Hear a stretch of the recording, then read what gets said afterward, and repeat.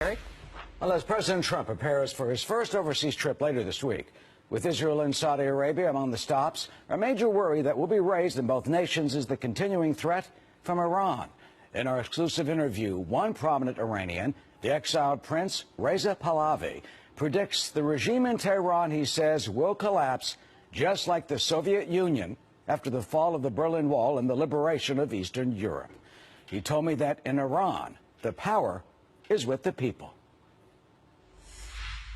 The regime has been given enough chance to come clean. It hasn't, for good reason. And therefore I say, forget about this regime, think about the people. He is the oldest son of the Shah of Iran, the monarch who once ruled his nation. Now, Crown Prince Reza Pahlavi is fighting for the soul of Iran. During his father's time, Tehran was a reliable ally, and America was not the great Satan, as the theocratic regime in Tehran now calls us. The monarchy, led by Pahlavi's father, was overthrown by the 1979 Islamic Revolution of Ayatollah Khomeini, and Pahlavi's family fled the country.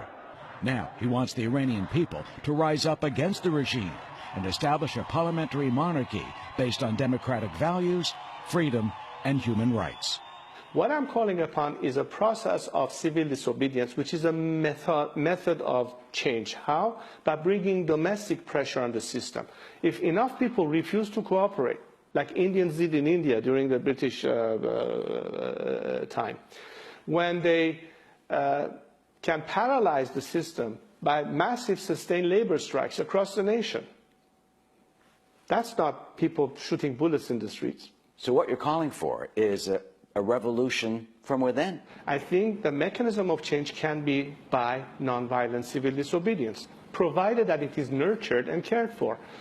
History is full of such examples. Nelson Mandela was rotting in his cell in South Africa while half of the world was doing business with the apartheid regime, until a point where people in the world said, basta, enough. It is no longer acceptable. And how does that happen when it comes to your country? Well, I think that the American people, as far as America is concerned, the Europeans, the people in the region, the more they hear about what the Iranian people demand, not what the regime wants, what the Iranian people demand, they will in turn tell their would-be congressmen or senator decision makers, what are you waiting for? These people are like us. They don't want to come here and destroy us or blow us to pieces or wipe a country from the map. They want to be like us.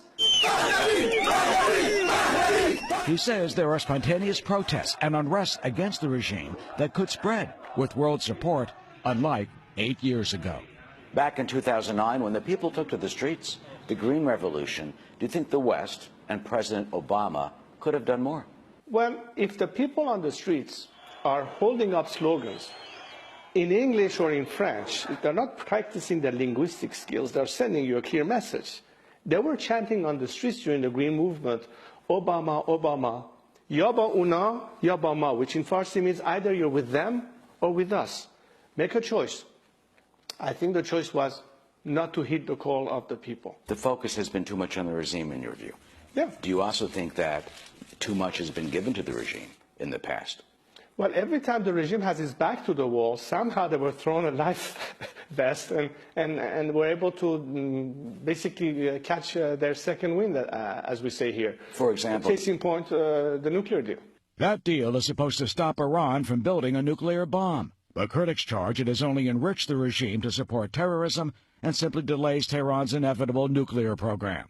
Pahlavi has dedicated his life to opposing the regime and its extremism. You have spent decades fighting this.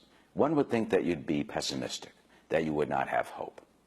But I hear you optimistic and that you have hope. I always have hope. You know what? Because it's the nature of humans. And there's one common point in every person anywhere on the planet, regardless of their nationality, religion, or ethnicity. And I think it's a trio of three obvious factors. One is freedom and the ability to speak your mind and believe in what you want. The other one is an opportunity to participate in whatever system that is governing your country. And last but certainly not the least, dignity, human dignity. And when they deprive you as a human being for any of these, will you give up and not stand up and fight, it's a historical conclusion that these kind of regimes simply cannot survive. It's just a matter of time. The only question is how soon and at what cost. Do you feel in your heart that one day this regime will fall? Absolutely. There's no question about it. Well, some have faulted the Shah's rule and U.S. policy at the time for creating the conditions that led to the Islamic Revolution. The prince says in this day and age, a secular democratic state can be established. And he says he has faith, especially in the young Iranians who are connected to social media and the internet. And in a letter to President Trump, he asked for Americans' help, saying, quote, to support the brave people of Iran in their quest for justice. And by the way, you know, the Iranian presidential election will be held there next Friday. The prince says its results will not change the regime's behavior.